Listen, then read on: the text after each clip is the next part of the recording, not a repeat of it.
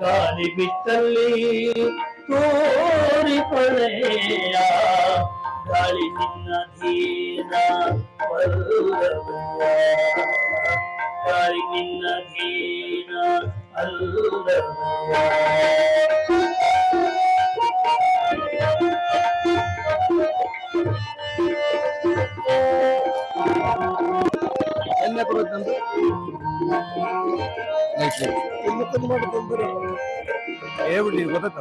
ನಾಳೆ ತೂರಿಹನೆಂದಡೆ ಇಲ್ಲಯ್ಯ ನಾಳೆ ತೂರಿಹನೆಂದಡೆ ಇಲ್ಲಯ್ಯ ಶಿವ ಶರಣನಂಬೋ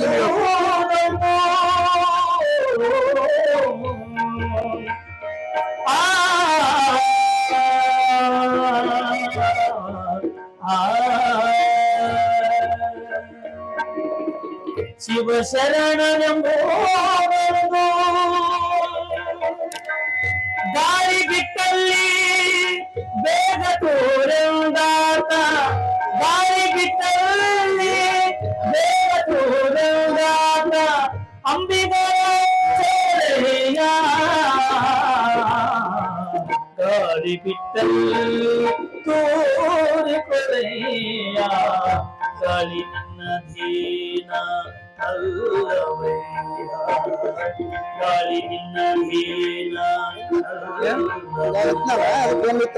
ನಾಳೆ ತೂರಿಹನೆಂದಲೇ ಇಲ್ಲಯ್ಯ ನಾಳೆ ತೂರಿಹನೆಂದಲೇ ಇಲ್ಲಯ್ಯ ಶಿವ ಶರಣನೆಂಬೋ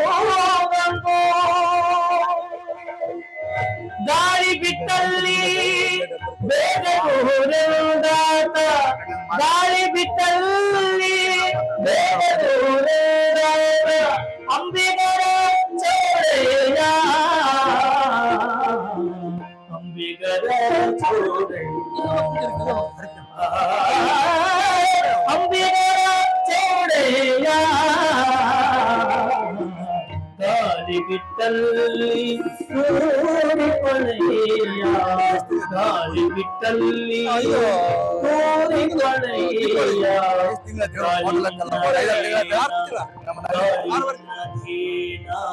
ಗಾಳಿ ನಿನ್ನ ಧೀನ ಅಲ್ಲವಯ್ಯ. ಶ್ರೀ ಗುರು ಪ್ರವಚನ ಕಾರ್ಯಕ್ರಮದ ಉದ್ಘಾಟನೆ ಹಾಗೂ ನಮ್ಮೆಲ್ಲರನ್ನ ಆಗಲಿರ್ತಕ್ಕಂಥ ಶರಣ ಶ್ರೀ ಪಿ ಲಿಂಗೈಕ್ಯ ಪಿ ಹಿಮದ್ರಪ್ಪಣ್ಣನವರ ಒಂದು ನುಡಿರಮಣವು ಕೂಡ ಈ ಒಂದು ಸಂದರ್ಭದಲ್ಲಿ ನಾವು ಮಾಡ್ತಾ ಇದ್ದೇವೆ. ಅದಕ್ಕೆ ಶರಣೆ ಗಂಗಮ್ಮಕ್ಕ ಪಿ ಹಿಮದ್ರಪ್ಪಣ್ಣ ಇವರು ವೇದಿಕೆಗೆ ಆಗಮಿಸಬೇಕು. ಶರಣೆ ಗಂಗಮ್ಮಕ್ಕ ಪಿ ಇವರು ವೇದಿಕೆಗೆ ಆಗಮಿಸಬೇಕಂತ ಹೇಳಿ ಕೇಳ್ಕೊಳ್ತಾ ಇದ್ದೇವೆ.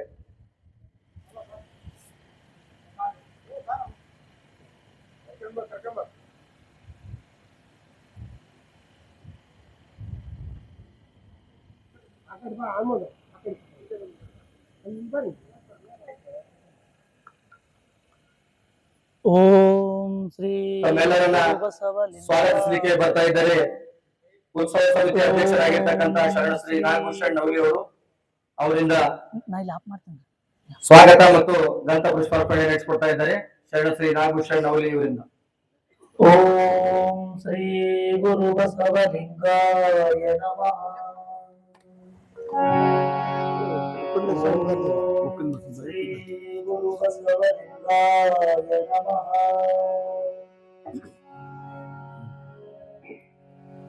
ಶ್ರೀ ಗುರು ಬಸವಲಿಂಗಾಯ ನಮಃ.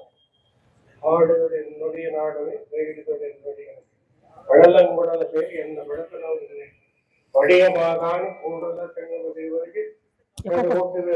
ಅಣ್ಣ ಯಾಕೋ ಕೊಟ್ಟು ಅಣ್ಣ ಸ್ವಲ್ಪ ಯಾಕೋ ಅವ್ರು ಬರಲ್ಲ. ಹೌದು ಸ್ವಲ್ಪ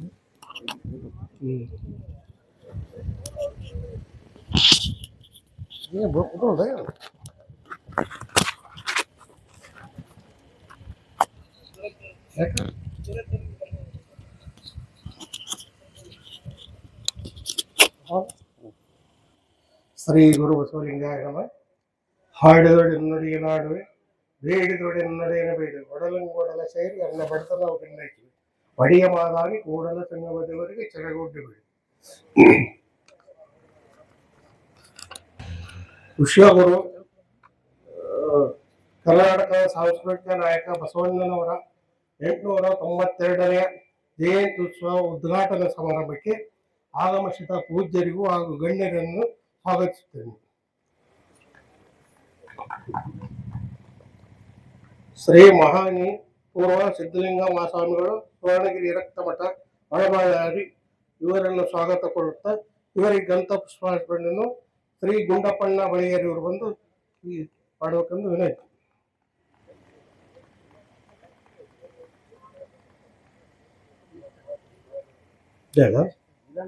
ಆಯ್ತು. ಶ್ರೀ ಮಹಾನೀಪ ಮಹಾಲಿಂಗ ಸ್ವಾಮಿಗಳು, ಸುವರ್ಣಗಿರಿ ರಕ್ತಮಠ, ಹೆದ್ದನದೊಡ್ಡಿ ಇವರಿಗೆ ಸ್ವಾಗತವನ್ನು ಕೋರುತ್ತಾ ಇವರಿಗೆ ಶರಣ ಶ್ರೀ ಶಂಭನಗೌಡ ಇವರು ಬಂದು ಗ್ರಂಥ ಪುಷ್ಪಾರ್ಪಣೆಯನ್ನು ಕೊಡಬೇಕೆಂದು ವಿನಂತಿ. ಓಂ ಶ್ರೀ ಗುರು ಬಸವಲಿಂಗಾಯ ನಮಃ. ಓಂ ಶ್ರೀ ಗುರು ಬಸವಲಿಂಗಾಯ ನಮಃ. ಓಂ ಶ್ರೀ ಗುರು ಬಸವಲಿಂಗಾಯ ನಮಃ. ಶ್ರೀ ಪೂಜ್ಯ ಪ್ರವಚನಕಾರರಾದ ಬಸವೇಶ್ವರ ಅತ್ತಿಗೇರಿ ಇವರಿಗೆ ಮಾತೆಯವರಿಗೆ ಶರಣ ಶ್ರೀ ಸಾವಿತ್ರಮ್ಮ ಬಸಲಿಂಗಪ್ಪನವರು ಬಂದು ಪುಷ್ಪ ಗ್ರಂಥವನ್ನು ಕೊಡಬೇಕೆಂದು ಅವರಲ್ಲಿ ವಿನಂತಿ. ಓಂ ಶ್ರೀ ಗುರು ಬಸವಲಿಂಗಾಯ ನಮಃ. ಅಲ್ಲ ಕೊಡೋದಂತ.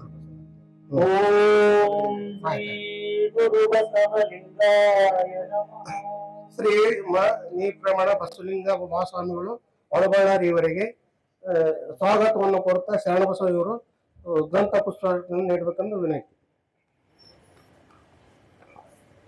ಓಂ ಶ್ರೀ ಗುರು ಬಸವಲಿಂಗಾಯ ನಮಃ. ಶರಣ ಶ್ರೀ ಹಂಪನಗೌಡ ಮೊದಲ ಶಾಸಕರಿವರಿಗೆ ಸ್ವಾಗತವನ್ನು ಕೊಡುತ್ತಾ ಶರಣ ಶ್ರೀ ಅಮರೇಗೌಡ ಕುಟುಂಬಿ ಇವರನ್ನು ಗ್ರಂಥ ಪುಷ್ಪಾರ್ಪಣೆಯನ್ನು ನೀಡಬೇಕೆಂದು ವಿನಂತಿ.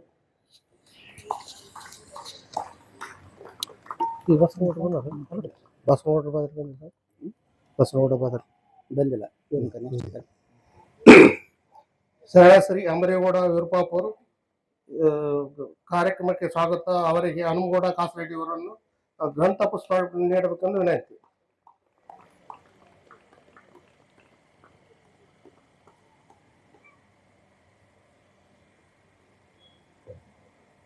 ಓಂ ಶ್ರೀ ಗುರು ಬಸವಲಿಂಗಾಯ ನಮಃ.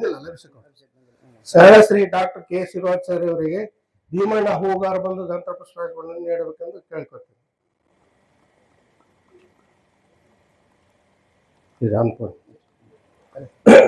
ಶರಣ ಶ್ರೀ ಡಾಕ್ಟರ್ ಅನ್ನಪೂರ್ಣ ಅಕ್ಕ ವಿಶ್ವನಾಥ ರೆಡ್ಡಿ ಇವರಿಗೆ ಸ್ವಾಗತವನ್ನು ಕೋರುತ್ತಾ ಇವರಿಗೆ ಪಿ ಶ್ರೀದೇವಿ ವೀರಭದ್ರಪ್ಪ ಇವರು ಬಂದು ಗ್ರಂಥ ಪುಷ್ಪಾರ್ಪಣೆ ನೀಡಬೇಕೆಂದು ಕೇಳ್ತೀನಿ. ಓಂ ಶ್ರೀ ಗುರು ಬಸವಲಿಂಗಾಯ ನಮಃ.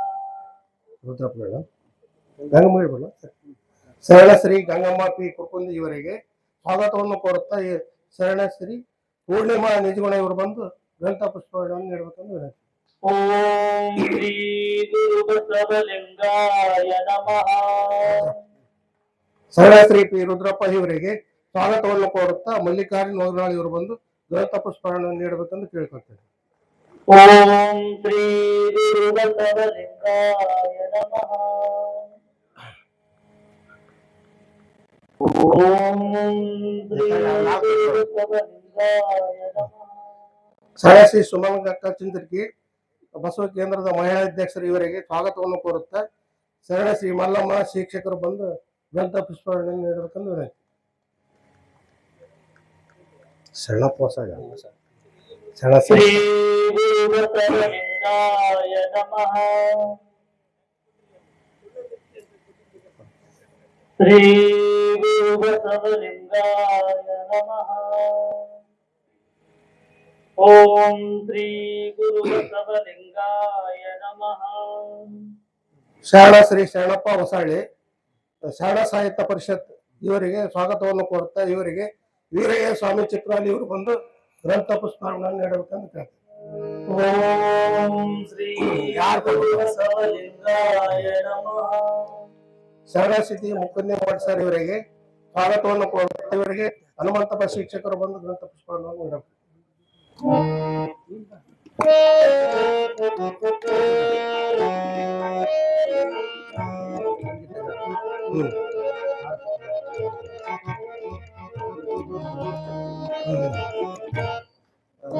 ಸಂಗೀತ ಯಾರಾಗ್ತದೆ ಸರ್? ಒಬ್ಬರೇ ಸರ್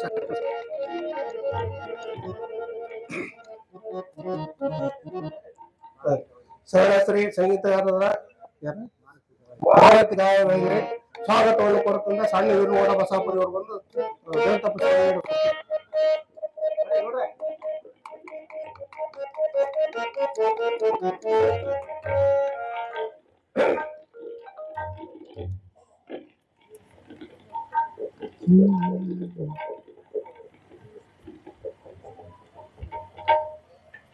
ಪತ್ರಕರ್ತೆಗೆ ಹಾಗೂ ಪತ್ರ ಎಲ್ಲ ಶರಣರಿಗೆ ಸ್ವಾಗತ ಕೋರುತ್ತಾ ಸ್ವಾಗತ ಮುಗಿಸುವೆ. ಶರಣರಿಗೂ ಶರಣ ಆರಾಮಿದ್ದೀರಾ? ನಿಜಗುಣ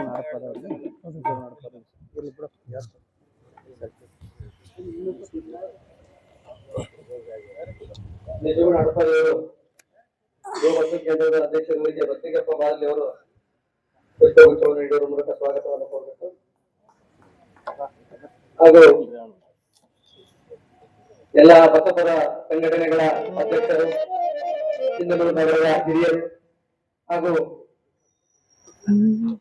ಮಾತೆಯರು, ಮಕ್ಕಳು, ಪತ್ರಿಕಾ ಮಾಧ್ಯಮದವರು, ಸಂಗೀತ ಬಳಗದವರು ಮತ್ತು ಶಾಮಿಯಾನ್ ಸಪ್ಲೈ ಮಾಡಿರ್ತಕ್ಕಂಥವರು ಹಾಗೂ ಈ ಒಂದು ಸಮಾರಂಭದ ಅಧ್ಯಕ್ಷತೆಯನ್ನು ವಹಿಸಿರ್ತಕ್ಕಂಥ ಉತ್ಸವ ಸಮಿತಿ ಅಧ್ಯಕ್ಷರಾಗಿರ್ತಕ್ಕಂಥ ನಾಗಭೂಷಣ್ ನವಲಿ ಇವರಿಗೆ ಕೂಡ ಸ್ವಾಗತವನ್ನ ಕೋರ್ತಾ ಇದ್ದೇನೆ. ಇವರಿಗೂ ಬಸವಲಿಂಗಪ್ಪ ಬಾದಲಿ ಅವರು ಗ್ರಂಥ ಪುಷ್ಪವನ್ನು ನೀಡುವ ಮೂಲಕ ಅವರನ್ನು ಕೂಡ ವೇದಿಕೆಗೆ ಸ್ವಾಗತ ತಿಳ್ಕೊಳ್ತಾ ಇದ್ದೇನೆ. ಹಾಗೂ ಎಲ್ಲ ಇಲಾಖೆಯ ಮುಖ್ಯಸ್ಥರನ್ನು ಮತ್ತು ಈ ಒಂದು ಶಾಲಾ ಆವರಣವನ್ನು ನೀಡಿರ್ತಕ್ಕಂಥ ಆರ್ಜವಿ ಶಾಲೆಯ ಎಲ್ಲ ಆಡಳಿತ ಮಂಡಳಿಗೂ ಕೂಡ ಹೃತ್ಪೂರ್ವಕವಾಗಿರ್ತಕ್ಕಂಥ ಸ್ವಾಗತವನ್ನ ಕೊಡ್ತಾ ಇದ್ದೇನೆ.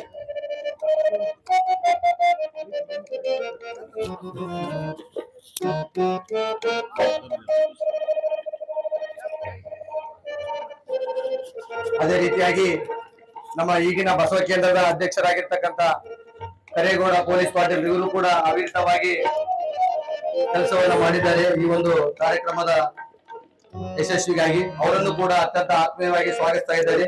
ಮತ್ತು ಉತ್ಸವ ಸಮಿತಿಯ ಗೌರವಾಧ್ಯಕ್ಷರಾಗಿರ್ತಕ್ಕಂಥ ಹಿರಿಯರಾಗಿರ್ತಕ್ಕಂಥ ವೀರಭದ್ರಗೌಡ ಅಲ್ಲಾಪುರ ಅವರನ್ನು ಕೂಡ, ಬಸವರಾಜಗೌಡ ಅವರನ್ನು ಕೂಡ, ಎಲ್ಲ ನಮ್ಮ ಬಸವ ಕೇಂದ್ರ, ಯುವ ಬಸವ ಕೇಂದ್ರ, ಮಹಿಳಾ ಬಸವ ಕೇಂದ್ರ, ಜಾಗತಿಕ ಲಿಂಗಾಯತ ಮಹಾಸಭಾ, ಬಸವ ಸಮಿತಿ, ಶರಣ ಸಾಹಿತ್ಯ ಪರಿಷತ್, ರಾಷ್ಟ್ರೀಯ ಬಸವ ದಳ ಮತ್ತು ಬಸವ ಚಾರಿಟಬಲ್ ಟ್ರಸ್ಟ್ ಹಾಗೂ ಎಲ್ಲ ಬಸವ ಪರ ಸಂಘಟನೆಗಳ ಕಾರ್ಯಕರ್ತರನ್ನು ಕೂಡ ಆತ್ಮೀಯವಾಗಿ ಈ ಒಂದು ಕಾರ್ಯಕ್ರಮಕ್ಕೆ ಸ್ವಾಗತವನ್ನ ಕೋರ್ತಾ ಇದ್ದೇನೆ. ಈಗ ಈ ಕಾರ್ಯಕ್ರಮದ ಉದ್ಘಾಟನೆ ವಿಶ್ವಗುರು ಮಹಾ ಮಾನವತಾವಾದಿ ಅಪ್ಪ ಬಸವಣ್ಣನವರ ರೂಪಚಿತ್ರಕ್ಕೆ ಮಾಲಾರ್ಪಣೆ ಮಾಡುವುದರೊಂದಿಗೆ ಮಾನ್ಯ ಶಾಸಕರು ಉದ್ಘಾಟನೆಯನ್ನ ಮಾಡಬೇಕಂತ ಅವರಲ್ಲಿ ಕೇಳ್ಕೊಳ್ತೇನೆ. ಹಾಗೂ ಪರಮ ಪೂಜ್ಯರು ಸಹ ಈ ಒಂದು ಉದ್ಘಾಟನೆ ಕಾರ್ಯಕ್ರಮದಲ್ಲಿ ಪಾಲ್ಗೊಳ್ಳಬೇಕಂತ ಕೇಳ್ಕೊಳ್ತೀನಿ. ಶ್ರೀಮಂತರ ಪ್ರಭಾವ ಸಿದ್ದಲಿಂಗ ಸ್ವಾಮಿಗಳು ಇವರಿಂದ ಬಸವಣ್ಣನ ರೂಪಚಿತ್ರಕ್ಕೆ ಮಾಲಾರ್ಪಣೆ ಮಾಡುವುದರೊಂದಿಗೆ ಕಾರ್ಯಕ್ರಮಕ್ಕೆ ಅಧಿಕೃತವಾಗಿ ಚಾಲನೆ ನೀಡ್ತಾ ಇದ್ದೇವೆ.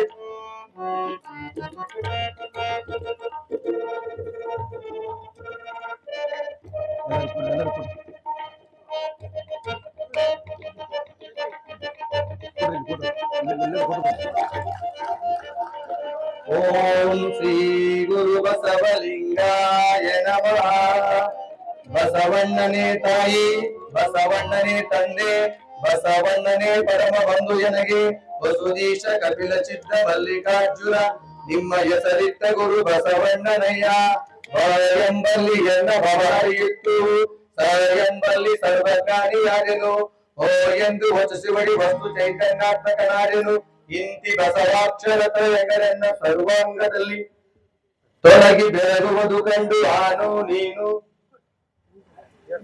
ಈಗ ಲಿಂಗೈಕ್ಯ ಶ್ರೀ ವೀರಪ್ಪಣ್ಣಯವರ ಭಾವಚಿತ್ರಕ್ಕೆ ಮಾಲಾರ್ಪಣೆ ಮಾಡುವುದರೊಂದಿಗೆ ಅವರಿಗೆ ನುಡಿ ನಮನವನ್ನ ಸಲ್ಲಿಸಬೇಕು.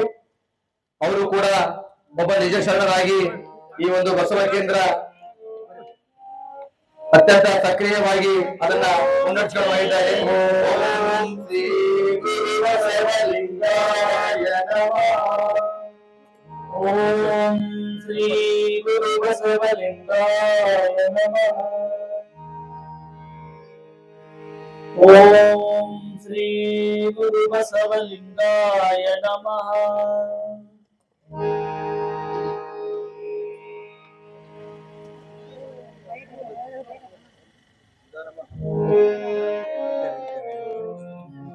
ಫೋಕಸ್ ಫೋಕಸ್ ಅಮ್ಮನ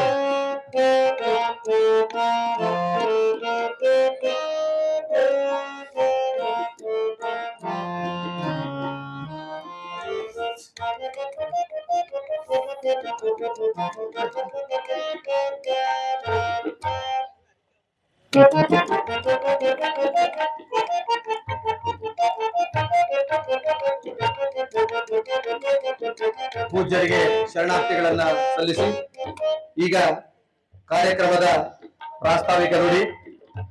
ಈ ಒಂದು ಕಾರ್ಯಕ್ರಮದ ಪ್ರಾಸ್ತಾವಿಕ ನುಡಿ ಜೊತೆಗೆ ಶರಣ ಶ್ರೀ ಲಿಂಗೈಕ್ಯ ವೀರಭದ್ರಪ್ಪನವರ ನುಡಿ ನಮನವು ಕೂಡ ತಿಳಿಸಬೇಕಾಗ್ತಾ ಇದೆ. ಈಗ ಶರಣ ಶ್ರೀ ಬಸವಲಿಂಗಪ್ಪ ಬಾದರ್ಲಿ ಅವರಿಂದ ಪ್ರಾಸ್ತಾವಿಕ ನುಡಿ.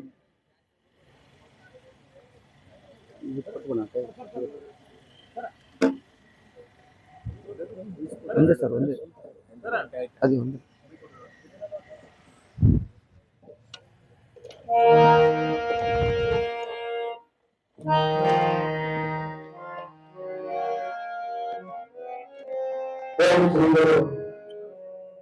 ಬಸವಲಿಂಗಾಯ ಪ್ರಥಮಂತು ಬಸವಣ್ಣ ದ್ವಿತೀಯಂತು ಲಿಂಗವು ತೃತೀಯಂತು ತತ್ವ ಬ್ರಹ್ಮಾಂಡದ ಅಖಂಡ ಗುಣನಿಧಿ ಚಿದಾನಂದ ಬಸವನಿಗೆ ಒಬ್ಬ ನಾಜನು ಗುರುವೇ ಯೋಗಿನಾಥ. ಪ್ರಥಮದಲ್ಲಿ ವಿಶ್ವಗುರು ಮಹಾಮಾನವತಾವಾದಿ ಸ್ತ್ರೀ ಸಮಾಜದ ಉದ್ಧಾರಕ ಪ್ರಜಾಪ್ರಭುತ್ವದ ಜನಕ ಅಪ್ಪ ಬಸವ ತಂದೆಯನ್ನ ಅತ್ಯಂತ ಭಕ್ತಿಯಿಂದ ಹೃದಯ ಮಂದಿರದಲ್ಲಿ ಆರಾಧಿಸಿಕೊಂಡು ಅವರ ಮಹಾ ಬೆಳಕಿನಲ್ಲಿ ಈ ಕನ್ನಡ ನಾಡನ್ನ ಬೆಳಗಿರುವಂತಹ 12ನೇ ಶತಮಾನದ ಎಲ್ಲ ಶರಣರನ್ನ ಹೃದಯ ಮಂದಿರದಲ್ಲಿ ಸ್ಮರಿಸಿಕೊಳ್ಳುತ್ತಾ ನಮ್ಮ ಭಾಗದ ನಡೆದಾಡುವ ದೈವವಾಗಿ ಭಕ್ತರ ಮನಗಳಲ್ಲಿ ಸ್ಥಾಪಿತಗೊಂಡಿರುವಂತಹ ಪರಮ ಪೂಜ್ಯ ಲಿಂಗೈಕ್ಯ ಒಳಬಳ್ಳಾರಿ ಚನ್ನಬಸವ ಶಿವಯೋಗಿಗಳ ಅಂತರಾತ್ಮಕ್ಕೆ ಭಕ್ತಿಯ ಪ್ರಣಾಮಗಳನ್ನ ಸಲ್ಲಿಸುತ್ತಾ ಇವತ್ತಿನ ವೇದಿಕೆಯ ದಿವ್ಯ ಸಾನ್ನಿಧ್ಯವನ್ನು ವಹಿಸಿರುವಂತಹ ಪರಮ ಪೂಜ್ಯ ಶ್ರೀಮಾನ್ ನಿರಂಜನ ಪ್ರಣವ ಸ್ವರೂಪಿ ಸಿದ್ಧಲಿಂಗ ಮಹಾಸ್ವಾಮಿಗಳ ಅಪ್ಪಾಜಿಯವರ ಶ್ರೀಪಾದಗಳಿಗೆ ಭಕ್ತಿಯ ಪ್ರಣಾಮಗಳನ್ನ ಸಲ್ಲಿಸುತ್ತಾ ಹಾಗೂ ಯದಲಗಡಿಯ ಪರಮ ಪೂಜ್ಯರಾಗಿರುವಂತಹ ಶ್ರೀಮಾನ್ ನಿರಂಜನ ಪ್ರಣವ ಸ್ವರೂಪಿ ಮಹಾಲಿಂಗ ಮಹಾಸ್ವಾಮಿಗಳ ಅಪ್ಪಾಜಿಯವರ ಪಾದಗಳಿಗೂ ಹಾಗೂ ಶ್ರೀಮಾನ್ ನಿರಂಜನ ಪ್ರಣವ ಸ್ವರೂಪಿ ಬಸವಲಿಂಗ ಮಹಾಸ್ವಾಮಿಗಳು ಸುವರ್ಣಗಿರಿ ವಿರಕ್ತ ಮಠ ಒಳಬಳ್ಳಾರಿ ಪೂಜ್ಯರ ಪಾದಗಳಿಗೂ ಹಾಗೂ ನಮ್ಮ ನಾಡಿನ ಖ್ಯಾತ ಪ್ರವಚನಕಾರರಾಗಿ ಇವತ್ತು ನಮ್ಮೂರಿಗೆ ಆಗಮಿಸಿರುವಂತಹ ಪರಮ ಪೂಜ್ಯ ಬಸವೇಶ್ವರಿ ಮಾತಾಜಿಯವರ ಶ್ರೀಪಾದಗಳಿಗೂ ಭಕ್ತಿಯ ಪ್ರಣಾಮಗಳನ್ನು ಸಲ್ಲಿಸುತ್ತಾ ಇವತ್ತಿನ ಕಾರ್ಯಕ್ರಮದ ಉದ್ಘಾಟಕರಾಗಿ ಆಗಮಿಸಿರುವಂತಹ ನಿಮ್ಮೆಲ್ಲರ ನೆಚ್ಚಿನ ಶಾಸಕರಾಗಿರುವಂತಹ ಹಂಪನಗೌಡ ಬಾದರ್ಲಿ ಸಾಹೇಬರ ಶ್ರೀಪಾದಗಳಿಗೂ ಮತ್ತು ವೇದಿಕೆಯ ಮೇಲೆ ಉಪಸ್ಥಿತರಿರುವ ಎಲ್ಲ ಶರಣೆಯರಿಗೂ ಮತ್ತು ವೇದಿಕೆಯ ಮುಂಭಾಗದಲ್ಲಿ ಆಸೀನರಾಗಿರುವಂತಹ ನಮ್ಮ ನಗರದ ಎಲ್ಲ ಶರಣ ತಂದೆ ತಾಯಿಗಳಿಗೂ ಪತ್ರಿಕಾ ಮಿತ್ರರಿಗೂ ಮತ್ತು ಅವರಿಗೂ ಅನ್ನದೇ ಎಲ್ಲರ ಅಂತರಾತ್ಮಕ್ಕೆ ಶರಣಾರ್ಥಿಗಳು. ಆತ್ಮೀಯ ಶರಣ ಬಂಧುಗಳೇ, ಇವತ್ತು ನಾವು 12ನೇ ಶತಮಾನದ ಅಪ್ಪ ಬಸವ ತಂದೆಯ 892ನೇ ಬಸವ ಜಯಂತಿ ಅಂಗವಾಗಿ ಪ್ರವಚನ ಕಾರ್ಯಕ್ರಮವನ್ನ ಇವತ್ತು ನಾವು ಹಮ್ಮಿಕೊಂಡಿದ್ದೇವೆ. ಬಸವ ಜಯಂತಿ ನಮ್ಮ ನಗರದಲ್ಲಿ ಕಳೆದ 30 ವರ್ಷಗಳಿಂದ ಸತತವಾಗಿ ನಡೆದುಕೊಂಡು ಬಂದಿರತಕ್ಕಂಥದ್ದು. ಈ ಕಾರ್ಯಕ್ರಮದಲ್ಲಿ ನಮ್ಮ ಹಿರಿಯರು ಏನು ಮಾರ್ಗದರ್ಶನವನ್ನು ಹಾಕಿಕೊಟ್ಟಿದ್ದಾರೆ. ಬಸವಣ್ಣನವರ ವಿಚಾರಗಳು ಅಂತಂದ್ರೆ ಸಾಮರಸ್ಯದ ಸಂಕೇತ ಅನ್ನುವಂಥದ್ದು. ಹಾಗಾಗಿ ಇವತ್ತು ನಮ್ಮ ಸಿಂಧನೂರು ಶಾಂತಿಯ ಸರ್ವ ಜನಾಂಗದ ಶಾಂತಿಯ ತೋಟ ಆಗಿ ಮಾರ್ಪಾಡಾಗೋದಿಕ್ಕೆ ಬಸವಾದಿ ತತ್ವ ಇಲ್ಲಿ ನೆಲೆಗೊಂಡಿರುವಂತದ್ದು ಅನ್ನುವಂತ ಕಾರಣವನ್ನು ನಾವು ಹೇಳ್ಬೇಕಾಗ್ತದೆ. ಯಾಕೆ ಅಂತಂದ್ರೆ ಕಳೆದ 30 ವರ್ಷಗಳಿಂದಲೂ ಕೂಡ ಕನ್ನಡ ನಾಡಿನಲ್ಲಿ ಯಾವುದೇ ಒಂದು ಒಂದು ಮತೀಯ ಗಲಭೆಗಳಾಗಿರ್ಬೋದು ಅಥವಾ ಶಾಂತಿಯನ್ನ ಕದರ್ತಕ್ಕಂಥ ಘಟನೆಗಳಾಗಿರ್ಬೋದು ಎಲ್ಲಿ ನಡೆದ್ರು ಕೂಡ ನಮ್ಮ ಸಿಂಧನೂರಿನಲ್ಲಿ ಜರುಗಿಲ್ಲ. ಅದಕ್ಕೆ ಕಾರಣ ಬಹು ಮುಖ್ಯವಾಗಿರುವಂತಹ 2 ಶಕ್ತಿ ಅಂತಂದ್ರೆ ಇಲ್ಲಿರುವಂತಹ ಬಸವ ತತ್ವದ ನೆಲೆ ಹಾಗೂ ನಮ್ಮ ಹಿರಿಯರು, ನಮ್ಮ ರಾಜಕಾರಣಿಗಳು ಯಾರೇ ಆಗಿರ್ಬೋದು ಅದನ್ನ ಯಾವತ್ತೂ ಕೂಡ ಅದನ್ನ ಬೆಳೆಯೋದಕ್ಕೆ ಬಿಡದೇನೆ ಪ್ರಾರಂಭದಲ್ಲಿನೇ ಅದನ್ನ ಮೊಟಕುಗೊಳಿಸುವಂತ ನಿಟ್ಟಿನಲ್ಲಿ ಸಾಮರಸ್ಯವನ್ನ ಕಾಪಾಡಿಕೊಂಡಿದ್ದಾರೆ. ಅದಕ್ಕೆಲ್ಲಕ್ಕೂ ಕೂಡ ಪ್ರೇರಣೆ ನಮ್ಮ ಬಸವ ತತ್ವದ ಚಿಂತನೆ ಅಂತಂದ್ರೆ ತಪ್ಪಾಗಲಿಕ್ಕಿಲ್ಲ. ಹಾಗಾಗಿ ಇವತ್ತು ಕರ್ನಾಟಕ ಸರ್ಕಾರವೂ ಕೂಡ ಬಸವಣ್ಣನ ವಿಚಾರಗಳನ್ನ ಇವತ್ತು ಪ್ರತಿಯೊಬ್ಬ ವ್ಯಕ್ತಿಗಳಿಗೂ ಮತ್ತು ಮನೆಗಳಿಗೂ ಮುಟ್ಟಬೇಕು ಅಂತೇಳಿ ಅಪ್ಪ ಬಸವ ತಂದೆಯನ್ನ ಕರ್ನಾಟಕದ ಸಾಂಸ್ಕೃತಿಕ ನಾಯಕ ಅಂತೇಳಿ ಘೋಷಣೆ ಮಾಡುವುದರ ಜೊತೆಗೆ ಮತ್ತು ಪ್ರಜಾಪ್ರಭುತ್ವವನ್ನ ಇವತ್ತು ದೇಶದ ಉದ್ದಗಲಕ್ಕೂ ಅಷ್ಟೇ ಅಲ್ಲದೆ ಜಗತ್ತಿನಾದ್ಯಂತ ನಮ್ಮ ಬಸವ ತಂದೆಯ ಆ ಒಂದು ಪ್ರಜಾಪ್ರಭುತ್ವದ ಪರಿಕಲ್ಪನೆ ಏನಿದೆ ಅದನ್ನ ಜಗತ್ತಿಗೆ ಪ್ರಚುರಪಡಿಸಬೇಕನ್ನುವಂತ ನಿಟ್ಟಿನಿಂದ ನೂತನ ಅನುಭವ ಮಂಟಪವನ್ನು ಕೂಡ ಇವತ್ತು ಬಸವ ಕಲ್ಯಾಣದಲ್ಲಿ ತಲೆ ಎತ್ತಿ ನಿಂತಿದೆ. ಹೀಗಾಗಿ ಇವತ್ತು ನಾವು ಕರ್ನಾಟಕ ಸರ್ಕಾರವನ್ನ ಮತ್ತೊಮ್ಮೆ ನಾವು ಬಸವ ತತ್ವದ ಎಲ್ಲಾ ಸಂಘಟನೆಗಳು ಎಷ್ಟು ಅಭಿನಂದಿಸಿದ್ರು ಕೂಡ ಕಡಿಮೆ ಅಂತಕ್ಕಂಥ ಮಾತನ್ನು ಕೂಡ ನಾವು ಈ ಸಂದರ್ಭದಲ್ಲಿ ಹೇಳ್ಬೇಕಾಗ್ತದೆ. ಅದೇ ರೀತಿಯಾಗಿ ಅಪ್ಪ ಬಸವ ತಂದೆಯವರು ಈಗಾಗಲೇ ನಾವು ನಮ್ಮ ಸನ್ಮಾನ್ಯ ಶಾಸಕರ ವಿಜ್ಞಾಪನೆ ಮಾಡಿಕೊಂಡಿದ್ದೇವೆ. ಏನಂತಂದ್ರೆ ಕರ್ನಾಟಕದ ಸಾಂಸ್ಕೃತಿಕ ನಾಯಕ ಅಂತ ಘೋಷಣೆ ಮಾಡಿದ್ರೆ ಅಷ್ಟೇ ಸಾಕಾಗೋದಿಲ್ಲ. ಹಾಗಾಗಿ ಅವರ ವಿಚಾರಗಳು ನಾವು ಪ್ರತಿಯೊಬ್ಬರು ಮುಟ್ಟಬೇಕು ಅಂತಂದ್ರೆ ಇಂಥ ಕಾರ್ಯಕ್ರಮಗಳು ಪದೇ ಜರುಗಬೇಕು. ಅದಕ್ಕಾಗಿ ವಿಶೇಷವಾದಂತಹ ಅನುದಾನಗಳನ್ನ ಬಸವ ಸಂಘಟನೆಗಳಿಗೆ ಬಿಡುಗಡೆ ಮಾಡೋದ್ರ ಜೊತೆಗೆ ತಾಲೂಕಿಗೆ ಒಂದು ಬಸವ ಭವನವನ್ನ ನಿರ್ಮಾಣ ಮಾಡುತ್ತಾ ಅಲ್ಲಿ ಸತತವಾಗಿ ಪ್ರತಿ 15 ದಿನಕ್ಕೊಮ್ಮೆ ತಿಂಗಳಿಗೊಮ್ಮೆ ಈ ವಿಚಾರಗಳ ಚಿಂತನೆ ಮಂಥನ ನಡೆಯೋದಕ್ಕೆ ಅನುಕೂಲ ಮಾಡಿಕೊಡ್ಬೇಕಂತ ಕೇಳಿಕೊಂಡಾಗ ಅವರು ಕೂಡ ಅದನ್ನು ಸಕಾರಾತ್ಮಕವಾಗಿ ಸ್ಪಂದಿಸಿದ್ದಾರೆ ಅಂತಕ್ಕಂಥದ್ದನ್ನು ಕೂಡ ತಮ್ಮ ಮುಂದೆ ಈ ಸಂದರ್ಭದಲ್ಲಿ ಹೇಳೋದಕ್ಕೆ ಇಷ್ಟಪಡ್ತೀನಿ ಬಂಧುಗಳೇ. ಅಷ್ಟೇ ಅಲ್ಲ, ಇವತ್ತು ತಮ್ಮೆಲ್ಲರಿಗೂ ಗೊತ್ತಿರುವಂತೆ ಇವತ್ತು ಮಾಧ್ಯಮದಲ್ಲಿ ನಾವು ನೋಡ್ತಾ ಇದ್ದೇವೆ ಬಸವ ತತ್ವ ಪ್ರತಿಯೊಬ್ಬರಿಗೂ ಕೂಡ ಶ್ರೀಸಾಮಾನ್ಯನಿಗೆ ಬೇಕಾಗಿರುವಂತಹ ತತ್ವ. ಇವತ್ತು ಎಲ್ಲ ಮಾಧ್ಯಮಗಳು ಅತ್ಯಂತ ಯಶಸ್ವಿಯಾಗಿ ಆ ವಿಚಾರಗಳನ್ನ ತಲುಪಿಸುವಂತ ಪ್ರಯತ್ನ ಮಾಡ್ತಾ ಇವೆ. ಹಾಗಾಗಿ ಕೆಲವೊಂದು ಶಕ್ತಿಗಳಿಗೆ ಅದು ನುಂಗಲಾದ ತುತ್ತಾಗಿರುವಂತದ್ದು ಕೂಡ ನಾವು ಕಾಣ್ತಾ ಇದ್ದೇವೆ. ಪ್ರತಿನಿತ್ಯವೂ ಕೂಡ ಒಂದಲ್ಲ ಒಂದು ರೀತಿಯ ವಿಚಾರಗಳು ಮತ್ತು ಆ ಗೊಂದಲದ ವಾತಾವರಣವನ್ನ ಈ ನಮ್ಮ ಸಮಾಜದಲ್ಲಿ ಸೃಷ್ಟಿ ಮಾಡ್ತಕ್ಕಂಥ ದುಷ್ಟ ಶಕ್ತಿಗಳು ಕೂಡ ಆಗಾಗ ಧ್ವನಿಸ್ತಾ ಇವೆ ಅಂತಕ್ಕಂಥದ್ದು. ಈಗಾಗಲೇ ಗೊತ್ತಿರುವಂತೆ ಎಷ್ಟೋ ಕೆಲವು ಅವರ ಹೆಸರು ನಾವು ಹೇಳೋದು ಬೇಡ, ಬಸವ ತತ್ವದವರು ತಾಲಿಬಾನಿಗಳು, ಹುಚ್ಚು ನಾಯಿಗಳು, ಹಾಗೆ ಹೀಗೆ ಮಾತಾಡಿರುವಂತವರು ಕೂಡ ನಾವು ಕಾಣ್ತೀವಿ. ಅದಕ್ಕೂ ಕೂಡ ನಾವು ಯಾವ ರೀತಿ ಉತ್ತರ ಕೊಡ್ಬೇಕು ಅನ್ನುವಂಥದ್ದನ್ನು ಕೂಡ ಉತ್ತರ ಕೊಟ್ಟಾಗಿದೆ. ಒಬ್ಬ ವಿದ್ವಾಂಸರು ಹೇಳ್ತಾರೆ ಏನಂತಂದ್ರೆ 12ನೇ ಶತಮಾನದಲ್ಲಿ ಅನುಭವ ಮಂಟಪವೇ ಇದ್ದಿಲ್ಲ ಅನ್ನುವಂತ ಮಾತು, ಮತ್ತು ಅಲ್ಲಮ ಮತ್ತು ಅಕ್ಕ ಮಾದೇವಿಯ ಸಂವಾದವೇ ನಡೆದಿಲ್ಲ ಅಂತಕ್ಕಂಥ ವಿಚಾರಗಳು ಕೂಡ ನಾವು ಅವರು ಹೇಳ್ತಕ್ಕಂಥದ್ದನ್ನ ನಾವು ನೋಡ್ತೀವಿ. ಅದೆಲ್ಲವನ್ನೂ ಕೂಡ ಸಾಹಿತ್ಯಿಕವಾಗಿ ನಮ್ಮ ವಿದ್ವಾಂಸರು ಅತ್ಯಂತ ಯಶಸ್ವಿಯಾಗಿ ಅವರಿಗೆ ಮನದಟ್ಟು ಮಾಡಿಕೊಟ್ಟಿರುವಂತದ್ದನ್ನು ಕೂಡ ನಾವು ಕಾಣ್ತೀವಿ. ಇಂಥ ಕಾರ್ಯಕ್ರಮ ನಾವು ಯಾಕೆ ಆಯೋಜನೆ ಮಾಡ್ತಾ ಇದ್ದೀವಪ್ಪ ಅಂತಂದ್ರೆ ಈ ವಿಚಾರಗಳು ಪ್ರತಿಯೊಬ್ಬ ವ್ಯಕ್ತಿಗಳಿಗೂ ಕೂಡ ನಾವು ತಲುಪಿಸಿದಾಗ ಮಾತ್ರ 12ನೇ ಶತಮಾನದ ವಾಸ್ತವಿಕತೆ ನಮಗೆ ಗೊತ್ತಾಗ್ತದೆ ಅಂತಕ್ಕಂಥದ್ದು.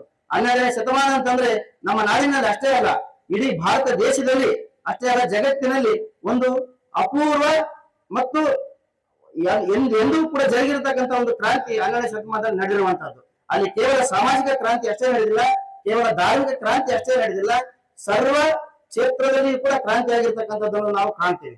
ಬಸವಣ್ಣವರನ್ನ ನಾವು ಕೇವಲ ಸಮಾಜ ಧಾರ್ಮಿಕ ಕ್ರಾಂತಿಕಾರ ಅಂತ ಅಷ್ಟೇ ಹೇಳೋದಲ್ಲ, ಅವರೊಬ್ಬ ತತ್ವಜ್ಞಾನಿಯಾಗಿ, ಒಬ್ಬ ಆರ್ಥಿಕ ತಜ್ಞರಾಗಿ, ಒಬ್ಬ ಶ್ರೇಷ್ಠ ವಿಜ್ಞಾನಿಯಾಗಿ ಕೂಡ ನಾವು ಕಣ್ಮುಂದೆ ಕಾಣ್ತೀವಿ. ಯಾಕೆ ಅಂತಂದ್ರೆ ಅವರನ್ನ ನಾವು ಇಷ್ಟಲಿಂಗದ ಜನಕ ಅಂತಾನು ಕೂಡ ನಾವು ಕರಿತೀವಿ. ನಾವು ಅಷ್ಟೇ ಅಲ್ಲ, ಅವತ್ತಿನ ಸಮಕಾಲೀನ ಎಲ್ಲಾ ಶರಣರು ಕೂಡ ಕರೆದಿರುವಂತದ್ದನ್ನು ನಾವು ಕಾಣ್ತೀವಿ. ಇಷ್ಟಲಿಂಗ ಅನ್ನುವಂಥದ್ದು ಏನಿದೆಯಲ್ಲ, ಬಸವಣ್ಣನವರು ಆವಿಷ್ಕಾರ ಮಾಡಿರುವಂತಹ ಒಂದು ವೈಜ್ಞಾನಿಕ ಪೂಜಾ ವಿಧಾನ. ಪೂಜೆಗಳು ಅನೇಕ ರೀತಿಯ ಪೂಜೆಗಳನ್ನು ನಾವು ಕಾಣ್ತೀವಿ. ಎಲ್ಲಾ ಪೂಜೆಗಳಿಗಿಂತಲೂ ಕೂಡ ವಿಶಿಷ್ಟವಾದಂತಹ ಪೂಜೆ ಯಾವುದು ಅಂತಂದ್ರೆ ಇಷ್ಟಲಿಂಗ ಪೂಜೆ. ಆ ಇಷ್ಟಲಿಂಗ ಪೂಜೆಯನ್ನ ವೈಜ್ಞಾನಿಕ ರೀತಿಯಲ್ಲಿ ಮಾಡೋದ್ರಿಂದ ನಮ್ಮ ದೇಹದಲ್ಲಿ ಆಗುವ ಬದಲಾವಣೆ ಎಂತದ್ದು ಅನ್ನುವಂಥದ್ದನ್ನು ಕೂಡ ನಮ್ಮಲ್ಲಿ ವಚನಗಳಲ್ಲಿ ನಮಗೆ ಉತ್ತರ ಸಿಗುತ್ತದೆ ಅಂತಕ್ಕಂಥ ವಿಚಾರವನ್ನು ಕೂಡ ತಮಗೆ ತಿಳಿಯಪಡಿಸ್ತಾ ಇದ್ದೇನೆ ಈ ಮೂಲಕ ಅನ್ನುವಂಥದ್ದು. ಇಂಥ ಒಂದು ಇಷ್ಟಲಿಂಗ ಪೂಜಾ ವಿಧಾನವನ್ನ ನಮ್ಮ ಪರಮ ಪೂಜ್ಯರು ಕೂಡ ಹಳ್ಳಿಗೆ ಪ್ರಚಾರ ಮಾಡುವಂತಹ ಕೆಲಸಕ್ಕೂ ಕೂಡ ಇವತ್ತು ಮುಂದಾಗಿದ್ದಾರೆ. ಹಾಗಾಗಿ ಇವತ್ತು ನಾವು ಅವರನ್ನ ಈ ಸಂದರ್ಭದಲ್ಲಿ ಅಭಿನಂದಿಸಬೇಕು ಅಂತಕ್ಕಂಥ ಮಾತನ್ನು ಕೂಡ ನಾನೀಗ ಹೇಳೋದಕ್ಕೆ ಇಷ್ಟಪಡ್ತೇನೆ ಅನ್ನುವಂಥದ್ದು. ಅಷ್ಟೇ ಅಲ್ಲ, 12ನೇ ಶತಮಾನ ಅಂತಂದ್ರೆ ನಾವು ಬಸವ ಯುಗ ಅಂತ ಕರಿತೀವಿ. ನಾವು ಯಾಕೆ ಬಸವ ಯುಗ ಅಂತ ಕರಿತೀವಿ ಅಂತಂದ್ರೆ ಬಸವನವರು ಹುಟ್ಟಿದ ಮೇಲೆ ಒಂದಿಷ್ಟು ಮನ್ವಂತರವೇ ಆಯ್ತು ಅನ್ನುವಂಥದ್ದು. ಅಲ್ಲಿ ವಿಶೇಷವಾದಂತಹ ಒಂದು ಇಡೀ ದಕ್ಷಿಣ ಭಾರತದಲ್ಲಿಯೇ ಒಂದು ಹೊಸ ಧರ್ಮ ಉದಯವಾಯಿತು. ಅದುವೇ ಲಿಂಗಾಯತ ಧರ್ಮ ಅನ್ನುವಂಥದ್ದು. ಲಿಂಗಾಯತ ಅನ್ನುವಂಥದ್ದು ಅದೊಂದು ಜಾತಿ ಸೂಚಕ ಪದವಾಗಿ ಇದುವರೆಗೆ ನಾವು ಕೇಳಲ್ಪಟ್ಟಿದ್ದೀವಿ. ಇತ್ತೀಚಿನ ಸಂಶೋಧನೆಗಳಲ್ಲಿ ನಾವೇನ್ ಕಾಣ್ತೀವಪ್ಪ ಅಂತಂದ್ರೆ ವಚನಗಳನ್ನ ನಾವು ಆಳವಾಗಿ ಅಧ್ಯಯನ ಮಾಡಿದಾಗ, ವಚನಗಳನ್ನ ವಿಸ್ತೃತವಾಗಿ ನಾವು ಅಧ್ಯಯನ ಮಾಡಿದಾಗ ಲಿಂಗಾಯತ ಅನ್ನುವಂಥದ್ದು ಅದು ಜಾತಿ ಸೂಚಕ ಪದ ಅಲ್ಲ, ಅದು ಒಂದು ಧರ್ಮ ಅನ್ನುವಂಥದ್ದು. 100ರಿಂದ 107 ಉಪಜಾತಿಗಳು ಲಿಂಗಾಯತ ಧರ್ಮದಲ್ಲಿ ಒಳಗೊಳ್ತವೆ. ಅಂತ ಒಂದು ಶ್ರೇಷ್ಠವಾದಂತಹ ಧರ್ಮವನ್ನ ನಮಗೆ ಸ್ಥಾಪನೆ ಮಾಡಿಕೊಟ್ಟಂತವ್ರು ಯಾರು ಅಂತಂದ್ರೆ ಅಪ್ಪ ಬಸವ ತಂದೆಯವರು. ಹಾಗಾಗಿ ಅವರ ಒಂದು ತತ್ವ ಮತ್ತು ವಿಚಾರಗಳನ್ನು ನಾವು ಆಗಾಗ ಮೆಲುಕು ಆಗ್ಬೇಕು ಅಂತಂದ್ರೆ ಇಂತಹ ಒಂದು ಪ್ರವಚನಗಳನ್ನು ಕೂಡ ನಾವು ಇಲ್ಲಿ ಆಯೋಜಿಸಬೇಕಾಗ್ತದೆ ಅಂತಕ್ಕಂಥ ವಿಚಾರವನ್ನು ಕೂಡ ನಾನು ಈ ಸಂದರ್ಭದಲ್ಲಿ ಹೇಳೋದಕ್ಕೆ ಇಷ್ಟಪಡ್ತೀನಿ. ಇದೇ ಸಂದರ್ಭದಲ್ಲಿ ಇವತ್ತು ನಮ್ಮೊಂದಿಗೆ ಇಲ್ಲ. ಇವತ್ತು ನಾವು ಕಳೆದ ವರ್ಷದಿಂದ ಈ ವರ್ಷದಲ್ಲಿ ಪ್ರಮುಖವಾಗಿ ನಮ್ಮ ಬಸವ ತತ್ವದ 3 ಮುಖಂಡರನ್ನು ನಾವು ಇವತ್ತು ದೈಹಿಕವಾಗಿ ದೂರ ಮಾಡಿಕೊಂಡಿದ್ದೇವೆ. ಅದರಲ್ಲಿ ಪ್ರಥಮವಾಗಿ ಲಿಂಗೈಕ್ಯ ಪಿ ವೀರಭದ್ರಪ್ಪನವರು, ಅದೇ ರೀತಿಯಾಗಿ ಒಗರನಾಳ ಗ್ರಾಮದ ಅಮರೇಗೌಡ ಪೊಲೀಸ್ ಪಾಟೀಲರು ಮತ್ತು ನಮ್ಮ RS ಪಾಟೀಲ್ ದೀನ್ ಸಮುದ್ರ ಅವರು ಕೂಡ ಯಾವತ್ತೂ ಕೂಡ ನಮ್ಮ ಬಸವ ತತ್ವದ ವಿಚಾರಗಳಿಗೆ ತನು ಮನ ಧನಗಳ ಮೂಲಕವಾಗಿ ಅವರು ನಮಗೆ ಬೆನ್ನೆಲುಬಾಗಿ ನಿಂತು ನಮಗೆ ಚಿಕ್ಕವರ ನಮಗೆ ಬೆನ್ನು ತಟ್ಟಿ ಈ ಒಂದು ತತ್ವದ ಪ್ರಚಾರಕ್ಕಾಗಿ ಮತ್ತು ಇಂತಹ ಸಂಘಟನೆಗೆ ಅವರು ಯಾವತ್ತೂ ಕೂಡ ಪ್ರೋತ್ಸಾಹ ಕೊಡ್ತಾ ಇದ್ರು. ಇವತ್ತು ನಮಗೆ ಅವರು ದೈಹಿಕವಾಗಿ ದೂರವಾಗಿರುವಂತದ್ದು ಕೂಡ ನಮ್ಮ ತತ್ವಕ್ಕೆ ಮತ್ತು ನಮಗೆ ತುಂಬಲಾದಂತ ಒಂದು ನಷ್ಟ ಅಂತಾನೆ ನಾವು ಹೇಳ್ಬೇಕಾಗ್ತದೆ ಅನ್ನುವಂಥದ್ದು. ಪರಮ ಪೂಜ್ಯ ಲಿಂಗೈಕ್ಯ ವೀರಭದ್ರಪ್ಪನವರು ಅವರು ಶ್ವೇತ ವಸ್ತ್ರಧಾರಿಯಾಗಿ ಈ ಕನ್ನಡ ನಾಡಿನ ಸಂಚಾರ ಮಾಡಿ ನಾಡಿನ ಉದ್ದಕ್ಕೂ ಕೂಡ ಬಸವ ತತ್ವವನ್ನ ಬಿತ್ತುವುದರಲ್ಲಿ ಸುಮಾರು 2 ದಶಕಗಳ ಕಾಲ ತಮ್ಮನ್ನು ತಾವು ತೊಡಗಿಸಿಕೊಂಡಿರುವಂತದ್ದು ತಮ್ಮ ಎಲ್ಲರಿಗೂ ಕೂಡ ಗೊತ್ತಿರುವಂತಹ ವಿಚಾರ. ಇವತ್ತಿಗೂ ಕೂಡ ಅವರು ನಮ್ಮಿಂದ ದೂರವಾಗಿದ್ದಾರೆ ಅಂತ ನಾವು ಯಾವತ್ತೂ ಕೂಡ ಪರಿಕಲ್ಪನೆ ಮಾಡ್ಕೊಳ್ಳಕ್ಕೂ ಆಗ್ತಾ ಇಲ್ಲ. ಇಲ್ಲೆಲ್ಲೋ ನಮ್ಮ ಜೊತೆ ಇದ್ದಾರೆ ಅನ್ನುವಂತ ಭಾವನೆ ನಮಗೆ ಮೂಡ್ತಾ ಇದೆ. ಆದ್ರೂ ಕೂಡ ಅವರು ನಮ್ಮಂತ ಎಷ್ಟೋ ವ್ಯಕ್ತಿಗೆ, ಎಷ್ಟೋ ಜನರಿಗೆ ಅವರು ಮಾರ್ಗದರ್ಶಕರಾಗಿ ಮತ್ತು ಆ ತತ್ವದ ಬೋಧಕರಾಗಿ ಇವತ್ತು ನಮ್ಮ ಅಂತರಂಗದಲ್ಲಿ ಅವರು ನೆಲೆ ಉಳಿದಿದ್ದಾರೆ ಅಂತಕ್ಕಂಥ ವಿಚಾರವನ್ನ ನಾವು ಮರಿಬಾರದು ಅನ್ನುವಂತಹದ್ದು. ಯಾಕೆ ಅಂತಂದ್ರೆ ಯಾವತ್ತೂ ಕೂಡ ಎಮ್ಮವರಿಗೆ ಸಾವಿಲ್ಲ, ಸಾವೆಂಬುದು ಸರಿಯಲ್ಲ ಅನ್ನುವಂತ ಶರಣರ ಮಾತು ಏನಿದೆಯಲ್ಲ, ಹಾಗಾಗಿ ಅವರು ಲಿಂಗದಲ್ಲಿ ಲೀನವಾದ ನಿಜಕ್ಕೆ ಅವರು ಸದಾ ಕೂಡ ಅವರು ನಮ್ಮೊಂದಿಗೆ ಇರ್ತಾರಂತಕ್ಕಂಥ ಮಾತನ್ನ ಈ ಸಂದರ್ಭದಲ್ಲಿ ನಾವು ಹೇಳ್ಬೇಕಾಗ್ತದೆ ಆತ್ಮೀಯರೇ. ಹಾಗಾಗಿ ಇಲ್ಲಿ ನಾವು ಒಂದು ವೀರಭದ್ರಪ್ಪನವರು ಒಂದು ಅಪೂರ್ವವಾದಂತಹ ಜೀವನವನ್ನ ನಡೆಸಿಕೊಟ್ಟು ಹೋಗಿರ್ತಕ್ಕಂಥವ್ರು. ನಾವು ಯಾವತ್ತು ಜೀವನ ಇದ್ದಾಗ ಮಾತ್ರ ಒಂದು ಮೌಲ್ಯಯುತವಾದಂತ ಬದುಕನ್ನ ನಾವು ಕಟ್ಟಬೇಕು ಅನ್ನೋದಕ್ಕೆ ಆದರ್ಶವಾಗಿ ನಮ್ಮಂದೆ ನಿಲ್ತಕ್ಕಂಥವ್ರು ವೀರಭದ್ರಪ್ಪನವರು.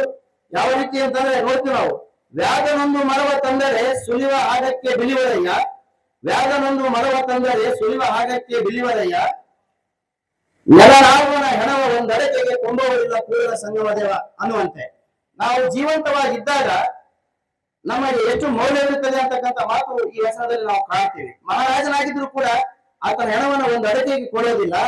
ಆದರೆ ಒಂದು ಮರದ ಶವಕ್ಕೆ ಬೇಡಿಕೆ ಇದೆ. ಮಹಾರಾಜನ ಈ ಭೂಮಿಯನ್ನು ಆಳುವಂತಹ ಒಡೆಯನ ಆ ಹೆಣಕ್ಕೆ ಒಂದು ಅಡಕೆಗೆ ಬೆಲೆ ಇಲ್ಲ ಅನ್ನುವಂತ ಮಾತು ಯಾವ ರೀತಿ ಅಲ್ಲಿ ಬಸವಾದಿ ಶರಣರು ಹೇಳಿದ್ದಾರೋ ಹಾಗೆ ಇದ್ದಾಗ ನಾವು ಮೌಲ್ಯಯುತವಾದಂತಹ ಜೀವನವನ್ನು ನಡೆಸಿಕೊಡ್ಬೇಕು ಅನ್ನುವಂತ ಸಂದೇಶ ಏನಿದೆ ಈ ವಚನದಲ್ಲಿ, ಆ ರೀತಿಯಾಗಿ ಬದುಕಿರ್ತಕ್ಕಂಥವ್ರು ನಮ್ಮ ವೀರಭದ್ರಪ್ಪನವರು. ಹಾಗಾಗಿ ಇವತ್ತು ಅವರು ನಾವು ಈ ಭೂಮಿಯಲ್ಲಿ ಅವರನ್ನ ಕೂತಿಲ್ಲ, ನಾವು ಈ ಭೂಮಿಯಲ್ಲಿ ಅವರನ್ನು ನಾವು ಬಿತ್ತಿದ್ದೇವೆ. ಬಸವಣ್ಣ ಬಿತ್ತಿದ ಬೀಜಗಳು ನಾವು, ನಮಗಿರೋದು ಎಂದೆಂದು ಸಾವು.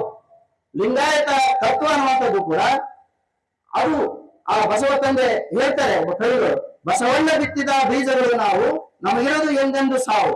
ಹಾಗೆ ನಮ್ಮ ವೀರಭದ್ರಪ್ಪನವರಾಗಿರ್ಬೋದು, ಅಮರೇಗೌಡ ಒಗರನಾಳವರಾಗಿರ್ಬೋದು, RS ಪಾಟೀಲ್ ದೀನ್ ಸಮುದ್ರ ಅವರಾಗಿರ್ಬೋದು, ಅವರೆಲ್ಲರೂ ಕೂಡ ಯಾವ ರೀತಿಯಾಗಿ ಅಂತಂದ್ರೆ ನಮ್ಮ ಅಂತರಂಗದಲ್ಲಿ ನಾವಿರುವಾಗಾದ್ರೂ ಕೂಡ ಶಾಶ್ವತವಾಗಿ ನೆಲೆಗೊಳ್ಳುವಂತಹ ಕೆಲಸಗಳನ್ನ ಅವರು ಮಾಡುವ ಮೂಲಕ ಇವತ್ತವರು ನಮ್ಮೊಂದಿಗೆ ಲಿಂಗೈಕ್ಯರ ಅಲ್ಲದೆ ಅವರು ನಮ್ಮೊಂದಿಗೆ ಸದಾ ಇದ್ದಾರೆ ಅನ್ನುವಂತ ಮಾತನ್ನು ಕೂಡ ನಾವಿಲ್ಲಿ ಹೇಳ್ಬೇಕಾಗ್ತದೆ ಅನ್ನುವಂಥದ್ದು. ಹಾಗಾಗಿ ಇವತ್ತು ನಮ್ಮೊಂದಿಗೆ ಪರಮ ಪೂಜ್ಯ ಬಸವೇಶ್ವರ ಮಾತಾಜಿಯವರು ಕೂಡ ಪ್ರವಚನಕಾರರಾಗಿ 11 ದಿನಗಳ ಪರ್ಯಂತ ಈ ಒಂದು ಕಾರ್ಯಕ್ರಮ ನಡೆಸಿಕೊಂಡಿದ್ದಾರೆ. 11 ದಿನಗಳ ಪರ್ಯಂತರ ಇಲ್ಲಿ ಅವರು ಹೇಳುವಂತಹ ಪ್ರವಚನ ನಿಜವಾಗ್ಲೂ ಕೂಡ ನಾವು ಸುಮಾರು 3 ತಿಂಗಳ ಮುಂಚೆನೆ ಅವರೊಂದಿಗೆ ನಾವು ಮಾತಾಡ್ತಾ ಈ ಕಾರ್ಯಕ್ರಮಕ್ಕೆ ಅವರನ್ನ ಕಾಯ್ದಿರಿಸಿಕೊಂಡಿವಿ. ಯಾಕೆ ಅಂತಂದ್ರೆ ಅವ್ರಿಗೆ ಅಥಣಿಗೆ ಅವ್ರದ್ದು ಕಾರ್ಯಕ್ರಮ ಫಿಕ್ಸ್ ಆಗಿತ್ತು. ನಾವು ಅವರನ್ನ ವಿನಂತಿ ಮಾಡಿಕೊಂಡಾಗ ಇಲ್ಲಪ್ಪ ಯಡಿಯೂರಪ್ಪನವರು ಕೂಡ ಹೇಳಿದ್ರು, ಆದ್ರೆ ಇವತ್ತು ಅವ್ರು ಇಲ್ಲ ಅಂತೇಳಿ ನಾನು ಸುಮ್ಮನಾಗಿದ್ದೆ, ನೀವು ಬಂದಿದ್ದೀರಿ, ಆ ಕಾರ್ಯಕ್ರಮ ನಾನು ಕ್ಯಾನ್ಸಲ್ ಮಾಡಿ ರದ್ದು ಮಾಡಿ ನಿಮ್ಮೂರಿಗೆ ಬರ್ತೀನಿ ಅಂತೇಳಿ ನಿಜವಾಗ್ಲೂ ಅವರು ಆ ಕಾರ್ಯಕ್ರಮ ರದ್ದುಪಡಿಸಿ ನಮಗೆ ಕಾರ್ಯಕ್ರಮಕ್ಕೆ ಬಂದಿದ್ದಕ್ಕಾಗಿ ನಾವು ತಮ್ಮೆಲ್ಲರ ಪರವಾಗಿ ಅವರಿಗೆ ಆತ್ಮೀಯವಾದಂತಹ ಅಭಿನಂದನೆಗಳನ್ನ ನಾನು ಸಲ್ಲಿಸ್ತಾ ಇದ್ದೇನೆ ಅಂತಕ್ಕಂಥದ್ದು. ಈ 11 ದಿನಗಳ ಪರ್ಯಂತ ನಡೀತಕ್ಕಂತ ಈ ಪ್ರವಚನ ಏನಿದೆಯಲ್ಲ, ಇದು ಅತ್ಯಂತ ವಿದ್ವತ್ಪೂರ್ಣವಾಗಿರುವಂತಹ ಮತ್ತು 12ನೇ ಶತಮಾನದ ಆ ಒಂದು ಕಾಲಘಟ್ಟ ಹೇಗೆ ವಿಶೇಷವಾಗಿತ್ತು ಅನ್ನುವಂಥದ್ದು ನೋಡ್ತೀವಿ ನಾವು. ಯಾಕೆ ಅಲ್ಲಿ ಲಿಂಗವಂತ ಧರ್ಮ ಜನಿಸಿತು, ಅದರ ಹಿನ್ನೆಲೆ ಏನು, ಅಲ್ಲಿ ಅಸಮಾನತೆಯನ್ನ ಬಸವಾದಿಸಲು ಹೇಗೆ ಹೋಗಲಾಡಿಸಿದ್ರು, ಅವರ ಜೀವನ ಪದ್ಧತಿ ಹೇಗಿತ್ತು, ವಚನಗಳ ಸಾರಾಂಶ ಏನು, ಅವೆಲ್ಲವನ್ನೂ ಕೂಡ ಸವಿವರವಾಗಿ ಹೇಳುವಂತಹ ಒಂದು ಶಕ್ತಿ ಮಾತಾಜಿಯವರಿಗಿದೆ. ತಾವೆಲ್ಲರೂ ಕೂಡ ತಮ್ಮವರೊಂದಿಗೆ ಹೆಚ್ಚು ಹೆಚ್ಚು ಸಂಖ್ಯೆಯಲ್ಲಿ ಭಾಗವಹಿಸಿ, ಪ್ರಥಮ ದಿನ ಆಗಿರೋದ್ರಿಂದ ಸಂಖ್ಯೆ ಕಡಿಮೆ ಇದೆ, ಪ್ರತಿ ವರ್ಷ ಕೂಡ ಅಷ್ಟೇ ನಮ್ಮದು. ಇದೊಂದು ನಮ್ಗೇನಾಗಿದೆ ಅಂತಂದ್ರೆ ಇವತ್ತು ಎಲ್ಲ ವೇದಿಕೆ ಕಾರ್ಯಕ್ರಮ ಇರುತ್ತೆ, ಪ್ರವಚನ ಏನಿರಂಗಿಲ್ಲ ಅಂತೇಳಿ ಸ್ವಲ್ಪ ತಾತ್ಸಾರ ಭಾವನೆ ಇದೆ. ನಾಳೆಯಿಂದ ಪುನಃ ನಮ್ಮ ಸಂಖ್ಯೆ ಜಾಸ್ತಿ ಆಗ್ತಾ ಆಗ್ತಾ ಆಗ್ತಾ ಕೊನೆ ದಿನ ಎಷ್ಟು ಸಂಖ್ಯೆ ಆಗುತ್ತೆ ಅಂತಂದ್ರೆ ಗ್ರೌಂಡ್ ತುಂಬುವಂತ ರೀತಿಯಲ್ಲಿ ಜನ ಸೇರ್ತಾರೆ. ಇದು ನಾಳೆಯಿಂದ ತಾವೆಲ್ಲರೂ ಕೂಡ ಸರಿಯಾಗಿ ಸಮಯಕ್ಕೆ 7 ಗಂಟೆಗೆ ಆಗಮಿಸಿ ಕಾರ್ಯಕ್ರಮಕ್ಕೆ ಭಾಗವಹಿಸಬೇಕು, ತಮ್ಮವರನ್ನ ಕರೆತರಬೇಕು ಅಂತಕ್ಕಂಥ ಮಾತನ್ನು ಹೇಳ್ತಾ, ಅದೇ ರೀತಿಯಾಗಿ ಜಮಾತ್ ಇಸ್ಲಾಂ ಸಂಸ್ಥೆಯಲ್ಲೂ ಕೂಡ ನಾವು ಅಭಿನಂದನೆಗಳನ್ನು ಸಲ್ಲಿಸಬೇಕಾಗುತ್ತೆ. ಯಾಕೆ ಅಂತಂದ್ರೆ ಅವರು ದಿನಾಂಕ 23, 24, 25 ಇದೇ ತಿಂಗಳು ಅವರು ಕಾರ್ಯಕ್ರಮ ಇಟ್ಕೊಂಡಿದ್ರು ಇದೇ ವೇದಿಕೆಯಲ್ಲಿ. ನಮ್ಗೆ ಅನಿವಾರ್ಯವಾಗಿ ಬಿಟ್ಕೊಳ್ಬೇಕಂತ ಕೇಳಿದಾಗ ಅವರು ತಮ್ಮ ಪ್ರವಚನಕಾರರ ಒಂದು ಅಪ್ಪಣೆಯನ್ನ ತಗೊಂಡು ಮತ್ತೆ ತಮ್ಮ ಕಾರ್ಯಕ್ರಮವನ್ನು ಮುಂದೂಡಿ ಈ ಕಾರ್ಯಕ್ರಮಕ್ಕೆ ಪ್ರೋತ್ಸಾಹಿಸಿದ್ದಾರೆ. ಆ ಜಮಾಯತ್ ಇಸ್ಲಾಂ ಸಂಸ್ಥೆಯಲ್ಲೂ ಕೂಡ ತಮ್ಮೆಲ್ಲರ ಪರವಾಗಿ ನಾವು ಅಭಿನಂದನೆಯನ್ನು ಸಲ್ಲಿಸಬೇಕಾಗ್ತಕ್ಕಂಥ ಮಾತನ್ನು ಹೇಳ್ತಾ, ಪ್ರಾಸ್ತಾವಿಕವಾಗಿ ಒಂದೆರಡು ಮಾತಾಡೋದಕ್ಕೆ ಅವಕಾಶ ಮಾಡಿಕೊಟ್ಟಿರುವ ತಮ್ಮೆಲ್ಲರ ಆತ್ಮಕ್ಕೆ ಶರಣಾರ್ಥಿಗಳನ್ನು ಸಲ್ಲಿಸಿ ನಾನು ಒಂದೆರಡು ಮಾತನ್ನು ಮುಗಿಸ್ತೇನೆ. ಸರ್ವರಿಗೂ ಶರಣಾರ್ಥಿ.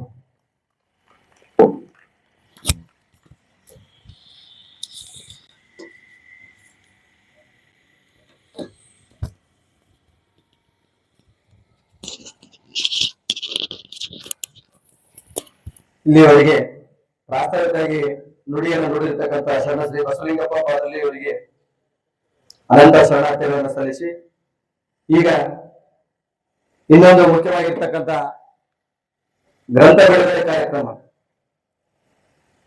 ವಚನ ದರ್ಶನ ಮಿಥ್ಯ ವರ್ಸಸ್ ಸತ್ಯ ಅಂತಕ್ಕಂಥದ್ದು ತಮಗೆಲ್ಲ ತಿಳಿದಿರೋ ವಿಷಯ. ವಚನಗಳನ್ನ ಯಾವ ರೀತಿಯಾಗಿ ತಿರುಚಿ ಅವುಗಳನ್ನ ಮರೆಮಾಚಿ ಮಾಡ್ತಕ್ಕಂಥ ಕೆಲಸ ಈಗ ಸಾಕಷ್ಟು ನಡೀತಾ ಇದೆ. ನೀವೆಲ್ಲರೂ ರಾಜ್ಯಾದ್ಯಂತ ಅದು ಸುದ್ದಿ ನೋಡಿದ್ದೀರಿ. ಅದಕ್ಕೆ ಇವತ್ತು ಈ ವೇದಿಕೆಯಲ್ಲಿ ಆ ವಚನ ದರ್ಶನ ಮಿಥ್ಯ ಸತ್ಯ ಅಂತಕ್ಕಂಥ ಒಂದು ಗ್ರಂಥ ಬಿಡುಗಡೆ ಮಾಡ್ತಕ್ಕಂಥದ್ದು. ಇವತ್ತು ಆ ಗ್ರಂಥ ಬಿಡುಗಡೆಯನ್ನ ಶ್ರೀಮಂತ ಮಹಾಲಿಂಗ ಮಹಾಸ್ವಾಮಿಗಳು ಸುವರ್ಣಗಿರಿ ವಿರಕ್ತ ಮಠ ಎದುರುದೊಡ್ಡಿ ಪೂಜೆಯಿಂದ ಈಗ ಗ್ರಂಥ ಬಿಡುಗಡೆ.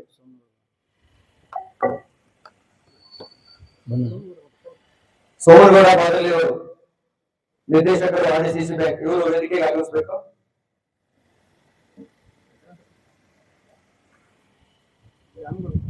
ಇವರಿಗೆ ಹನುಮನಗೌಡ ಕಾಕರೆಡ್ಡಿ ಅವರು ಗ್ರಂಥ ಪುಷ್ಪಾರ್ಚನೆ ನೀಡುವ ಮೂಲಕ ಅವರನ್ನ ವೇದಿಕೆಗೆ ಸ್ವಾಗತಿಸಬೇಕಂತ ಕೇಳ್ಕೊಳ್ತಾ ಇದ್ದಾರೆ. ಶರಣ ಶ್ರೀ ಸೋಮನಗೌಡ ಬಾದಲಿ. ಈಗ ಪುಸ್ತಕ ಬಿಡುಗಡೆ, ಗ್ರಂಥ ಬಿಡುಗಡೆ ಕಾರ್ಯಕ್ರಮ. ವೇದಿಕೆ ಇರ್ತಕ್ಕಂಥ ಎಲ್ಲರೂ ಸಹಕರಿಸಬೇಕು.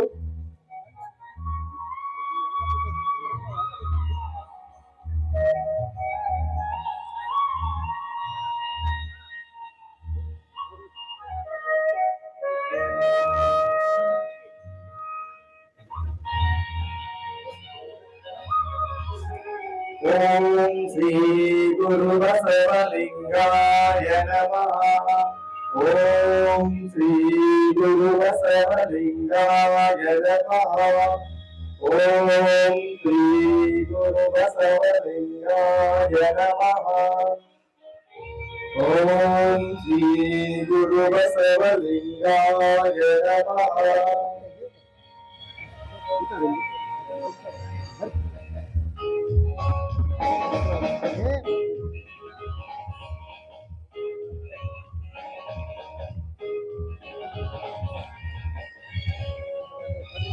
ಮತ್ತೆ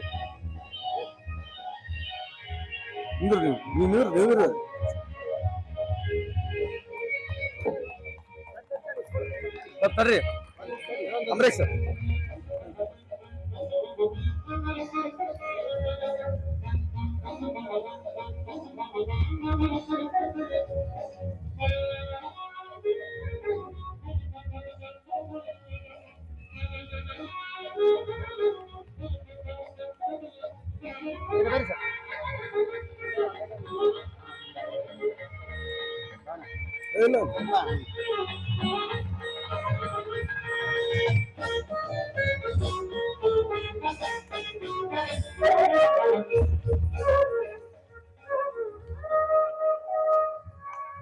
ಕಾರ್ಯಕ್ರಮಕ್ಕೆ ಸಹಕರಿಸಿದ ವೇದಿಕೆ ಇರತಕ್ಕಂಥ ಎಲ್ಲ ಪೂಜೆರಿಗೂ ಮತ್ತು ಗಣ್ಯಮಾನ್ಯರಿಗೂ ಶರಣಾರ್ಥಿಗಳು.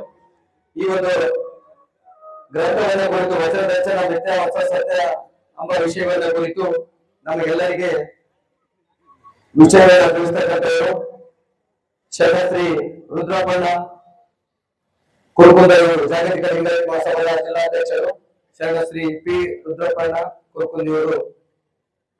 ವಚನ ದರ್ಶನ ಮಿಥ್ಯ ಹೊಸ ಸತ್ಯ. ಇದೆಲ್ಲ 10 ನಿಮಿಷ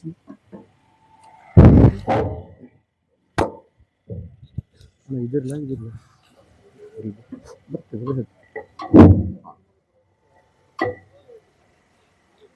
ಓಂ ಶ್ರೀ ಗುರು ಬಸವಲಿಂಗಾಯ ನಮಃ.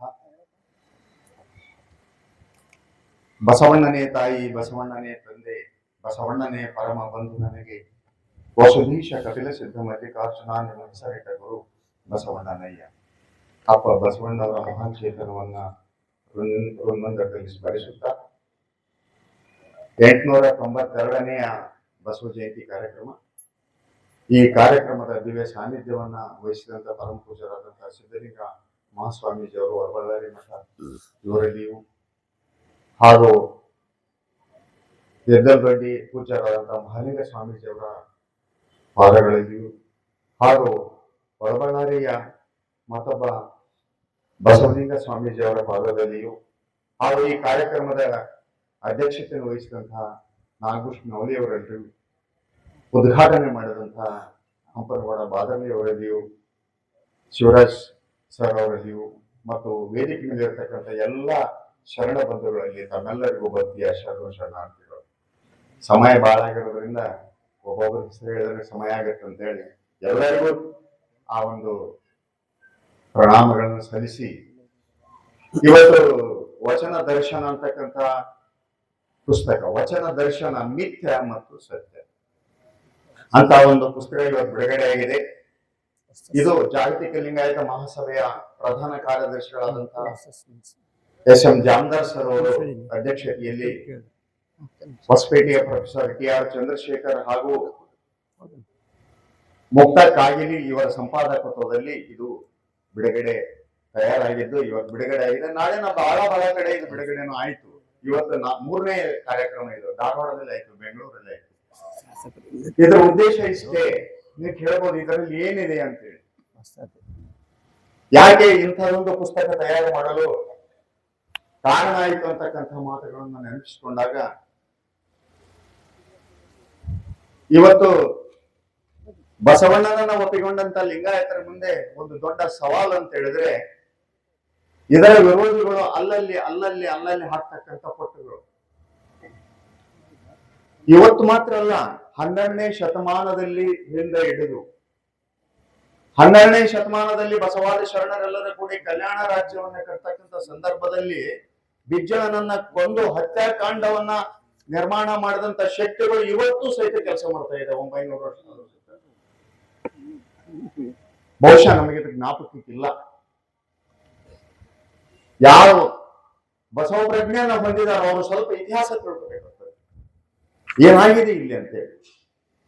ಅಲ್ಲಿನ ಹತ್ಯಾಕಾಂಡ ಆದ ನಂತರ ಒಂದು 5 ನಿಮಿಷದಲ್ಲಿ ಇತಿಹಾಸ ಹೇಳ್ಬಿಡ್ತೀನಿ ನಾನು, ಬಹಳ ಟೈಮ್ ತಗೊಳ್ಳೋದು ನಮಗೆ.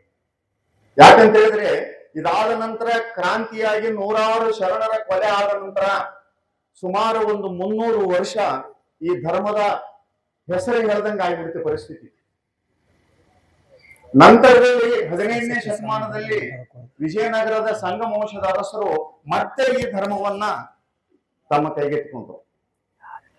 ಅವಾಗ ಒಂದು 300 ವರ್ಷ ಅವಾಗನೇ ದೊಡ್ಡ ದೊಡ್ಡ ಬಸವ ತತ್ವದ ಗ್ರಂಥಗಳು ತಯಾರಾಗಿದ್ದು. ಆ ಸಂದರ್ಭದಲ್ಲಿ ಸಹಿತ ಈ ಶಕ್ತಿಗಳು ಸುಮ್ಮನೆ ಇರಲಿಲ್ಲ ಸ್ವಾಮಿ, ತಿಳ್ಕೊಬೇಕು ನಾವು. ಅಲ್ಲಿರ್ತಕ್ಕಂಥ ಸಂಗಮ ವಂಶದ ಲಿಂಗಾಯತ ಮಹಾರಾಜನನ್ನ ಒಬ್ಬ ಸೇನಾಧಿಪತಿಯಿಂದ ಕೊಲ್ಲಿಸಿ ಆ ಸೇನಾಧಿಪತಿಯನ್ನೇ ರಾಜನನ್ನಾಗಿ ಮಾಡಿ ಮತ್ತೆ ವೈಷ್ಣವ ಪಂಥವನ್ನು ಅಲ್ಲಿ ತಂದಿರಿಸಲಾಯಿತು. ಎರಡನೇ ದೊಡ್ಡ ಘಟನೆ ಇದು. ಮತ್ತ ನಂತರದಲ್ಲಿ ಇಲ್ಲಿಗೆ ಮುಗಿಲಿದ್ದು. ನಂತರದಲ್ಲಿ 1680ರಲ್ಲಿ ಮತ್ತೊಂದು ದೊಡ್ಡ ಘೋರವಾದಂತ ಘಟನೆ ಆಯ್ತು. ಬಹುಶಃ ಲಿಂಗಾಯತರ ಇತಿಹಾಸದ ಅರಿವಿಲ್ಲ. 1680ರಲ್ಲಿ ನಂಜನಗೂಡಿನಲ್ಲಿ ಚಿಕ್ಕದೇವರಾಯ ಅಂತೇಳಿ ಮೈಸೂರಿನ ಅರಸ ಇದ್ರು. ಚಿಕ್ಕದೇವರಾಯರ ಪೀರಿಯಡ್ನಲ್ಲಿ ಸುಮಾರು 400ಕ್ಕೂ ಹೆಚ್ಚು ಲಿಂಗಾಯತ ಮಠಾಧೀಶರ ಶಿರಚ್ಛೇದನವನ್ನು ಮಾಡಲಾಯಿತು. ನಮ್ಗೆ ಗೊತ್ತಿಲ್ಲ, ಯಾಕಂತಂದ್ರೆ ಯಾರ ಜೊತೆ ನಾವು ಇವತ್ತು ಕೈ ಜೋಡಿಸ್ತಾ ಇದೀವಿ, ಯಾರ ಜೊತೆ ಕೇಕೆ ಹಾಕ್ತಾ ಇದೀವಿ, ಆ ಶಕ್ತಿಗಳು ಇವತ್ತು ಆ ಕೆಲಸ ಮಾಡ್ತಾ ಇದ್ದಾವೆ ಅಂತಕ್ಕಂಥ ಪ್ರಜ್ಞೆ ನಮಗಿಲ್ಲ. ದೊಡ್ಡವೇ ಇವತ್ತು ನಮ್ದು. ಆವಾಗ ಆ ಜಾಗಕ್ಕೆ ತಂದವರೇ ಆಂಧ್ರದ ಜಂಗಮ ಅಂತಕ್ಕಂಥದ್ದು ಏನಿದೆಯಲ್ಲ, ಆರಾಧ್ಯ ಜಂಗಮರನ್ನ ತಗೊಂಡು ಬಂದು ಆ ಒಂದು ಜಾಗಗಳಿಗೆ ತುಂಬಲಾಯಿತು. ಅವಾಗನೇ ವೀರಶೈವ ಅಂತಕ್ಕಂಥ ಶಬ್ದ ಹೊರಗೆ ಕೂತ್ಕೊಂಡು ಇದು ಇತಿಹಾಸ. ಇದು ನಾವು ಇತಿಹಾಸವನ್ನು ಮರಿಬಾರ್ದು ಯಾವಾಗಲೂ. ಆದ್ರೆ ಬಸವಣ್ಣನವರ ಆ ಧರ್ಮದಕ್ಕೆ ಎಂತ ಸಾಮರ್ಥ್ಯ ಇತ್ತಂತಂದ್ರೆ ಎಲ್ಲಿಯೂ ಸಹಿತ ಎಷ್ಟು ಕಡಿದ್ರು ಸಹಿತ ಚಿಗಿಯೋ ಶಕ್ತಿ ಇತ್ತು ಅದಕ್ಕೆ. ಇವತ್ತು ಸಹಿತ ಅಂಥ ಒಂದು ಪ್ರಯತ್ನಗಳು ಸತತವಾಗಿ ನಡೆದಿದ್ದೇವೆ. ಆ ಒಂದು ಪ್ರಯತ್ನದಲ್ಲಿ ಒಂದು ವಚನ ದರ್ಶನ ಅಂತಕ್ಕಂಥ ಪುಸ್ತಕ ಬಿಡುಗಡೆ ಆಯ್ತು ಮೊನ್ನೆ. ಓದ್ದವ್ರಿಗೆ ಬಹಳ ಗೊತ್ತಿದೆ ಅದು. ವಚನ ದರ್ಶನ ಪುಸ್ತಕ ಅಂತ ಬಿಡುಗಡೆ ಆದಾಗ ಅದರಲ್ಲಿ ಏನಿಲ್ಲ, ಅಲ್ಲಿ ಏನ್ ಪ್ರತಿಪಾದನೆ ಮಾಡೋ ಪ್ರಯತ್ನ ಮಾಡಿದ್ರಂದ್ರೆ ಬಸವಣ್ಣನವರು ಯಾವುದೇ ಕ್ರಾಂತಿಕಾರಿ ಚಳವಳಿ ಮಾಡಿಲ್ಲ, ಅವರೊಬ್ಬ ಆಧ್ಯಾತ್ಮಿಕ ವ್ಯಕ್ತಿ ಅಷ್ಟೇ. ಇದರ ವಿರುದ್ಧ ಬಹಳಷ್ಟು ಲೇಖನಗಳನ್ನ ಸಂಗ್ರಹಿಸಿದ್ರು ಅವರು.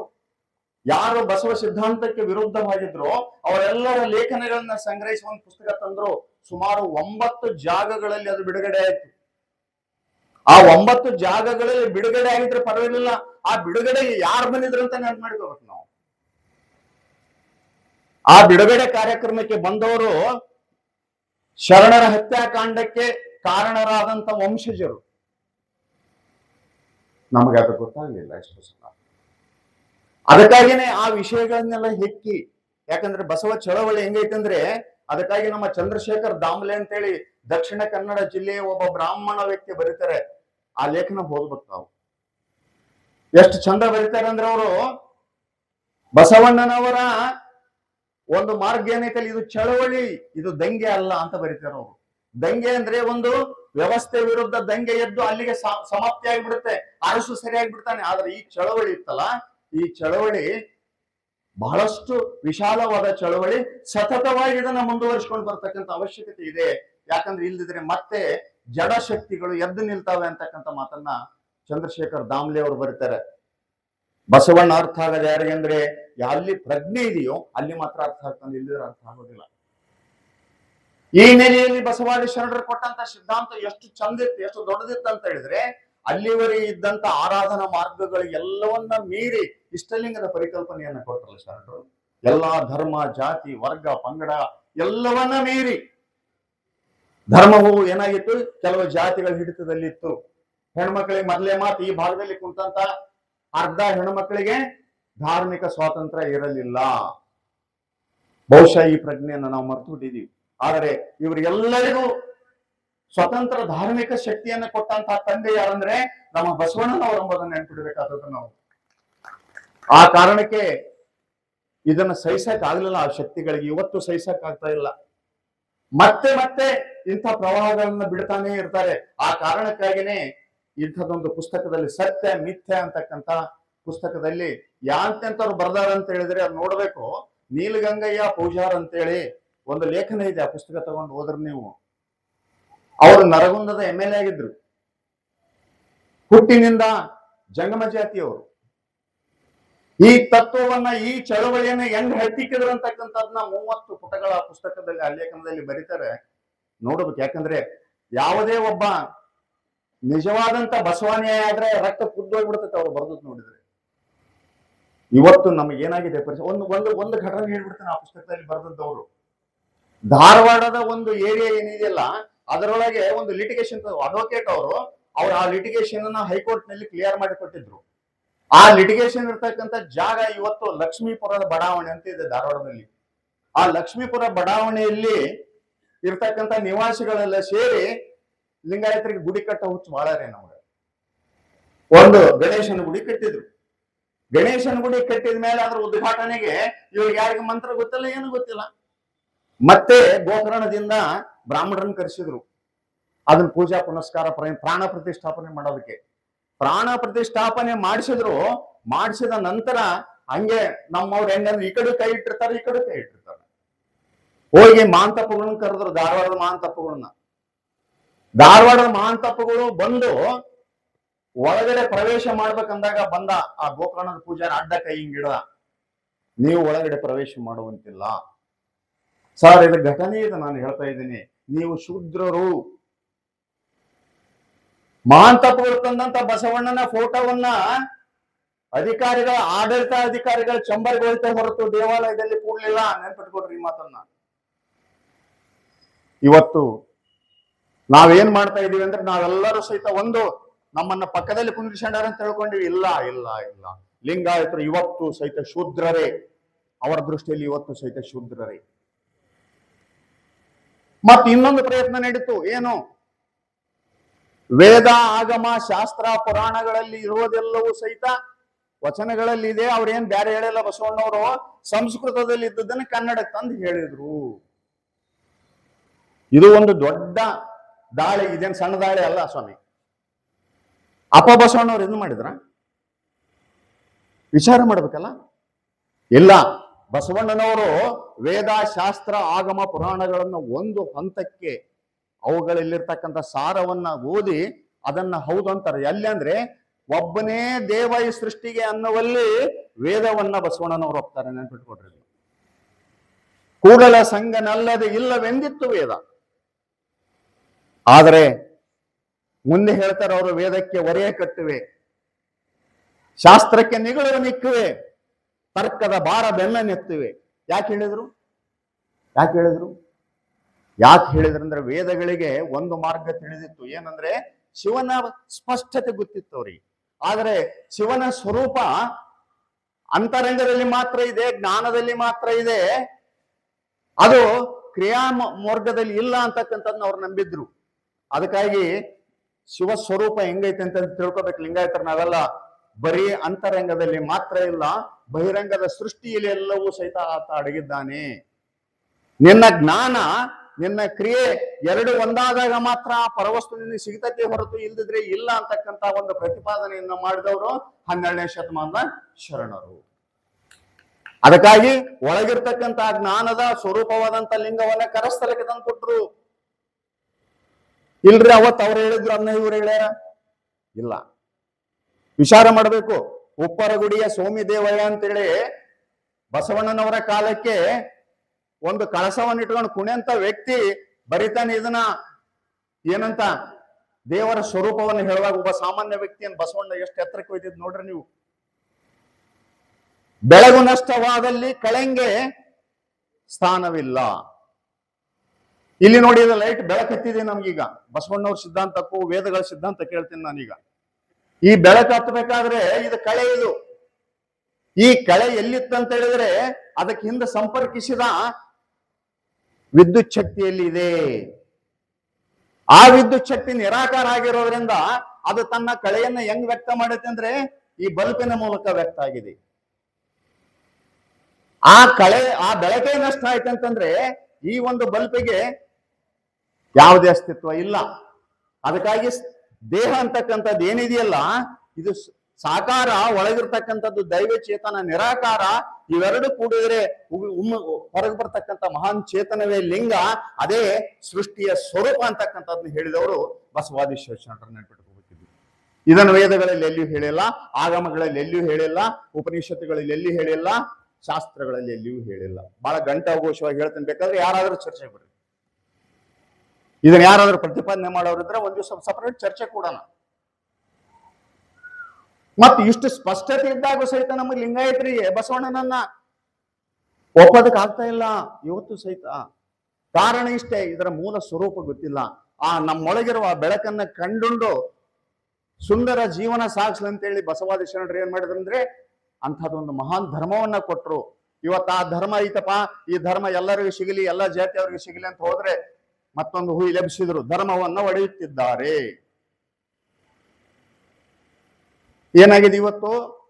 ಧರ್ಮವನ್ನ ಒಡೆಯುತ್ತಿದ್ದಾರೆ. ಒಬ್ಬ ದಲಿತ ವ್ಯಕ್ತಿ ಬಂದು ಈ ಧರ್ಮವನ್ನು ಒಪ್ಪಿಗಂತಂದ್ರೆ ಆತನ ಕರ್ಕೊಂಡ್ರೆ ಧರ್ಮವನ್ನ ಒಡೆಯುತ್ತಿದ್ದಾರೆ ಅಂತಕ್ಕಂಥ ಹುಯಿಲು.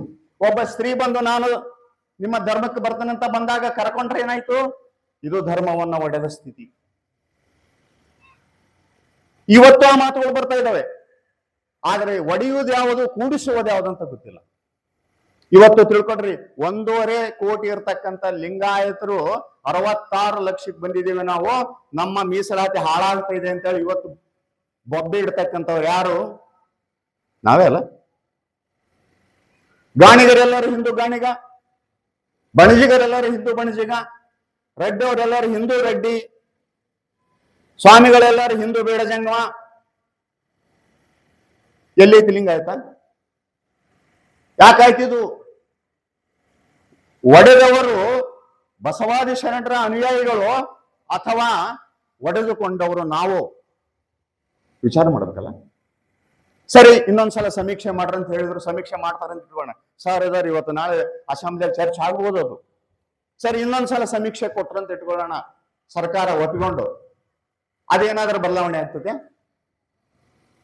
ಹಿಂದೂ ಗಾಣಿಗಂತ ಬರೆಸಿದಂತ ಆ ಮನೆತನ ಎಂದಾದ್ರೂ ಲಿಂಗಾಯತ ಗಾಣಿಗಂತ ಬರ್ಸಕ್ ಸಾಧ್ಯ ಇದೆ? ಮೀಸಲಾತಿ ಬಿಟ್ಟು ಸಾಧ್ಯ ಇದೆಯಾ? ಮತ್ತೆ ಪರಿಹಾರ ಏನಿದಕ್ಕೆ? ಪರಿಹಾರ ಏನು? ಪರಿಹಾರ ಒಂದೇ, ಲಿಂಗಾಯತ ಛತ್ರಿ ಅಡಿಯಲ್ಲಿ ಎಲ್ಲಾರು ಬರ್ಬೇಕು. ನಾವು ಲಿಂಗಾಯತ ಸ್ವತಂತ್ರ ಧರ್ಮ ಅಂತಕ್ಕಂಥ ಛತ್ರಿಯಲ್ಲಿ ಎಲ್ಲಾರು ಬಂದ್ರೆ ಉಪಜಾತಿ ನೀವು ಏನಾದ್ರೂ ಬರೆಸ್ಕೊಡ್ರಿ, ಯಾರು ಬೇಡ ಅಂತಾರ ನಿಮ್ ಮೀಸಲಾತಿಗೆ ಅನುಕೂಲವಾಗಿ. ಈ ಪ್ರಜ್ಞೆ ನಮ್ಮ ನಾಯಕರಿಗೆ ಯಾಕೆ ಬರ್ತಾ ಇಲ್ಲ? ನಮ್ಮ ಇಡೀ ವ್ಯವಸ್ಥೆಗೆ ಯಾಕೆ ಬರ್ತಾ ಇಲ್ಲ? ಮತ್ತೆ ಮತ್ತೆ ಅದೇ ಮಾತುಗಳು, ಮತ್ತೆ ಅದೇ ಧರ್ಮ ಹೊಡೆದ್ರಿ, ಧರ್ಮ ಹೊಡೆದ್ರಿ, ಧರ್ಮ ಹೊಡೆದ್ರಿ. ಧರ್ಮ ಹೊಡ್ಯಕ್ ಬರ್ತನ್ರಿ? ಧರ್ಮ ಹೊಡ್ಯಕ್ಕೆ ಅದೇನು ಕಲ್ಲು ಮಣ್ಣ ಹೊಡೆಯೋದಕ್ಕೆ? ಇಷ್ಟು ಮಹಾನ್ ಧರ್ಮವನ್ನ ಒಡೆದ್ರಿ ಅಂತ ಹೇಳ್ತಕ್ಕಂಥ ಮಾತುಗಳು ಬರ್ತಾವೆ ಇವತ್ತಂದ್ರೆ ನಾವು ಎಷ್ಟು ಪ್ರಜ್ಞೆಯನ್ನು ಕಳ್ಕೊಂಡಿದೀವಿ ಅಂತ ಅರ್ಥ ಆಗುತ್ತೆ ಇದರಿಂದ.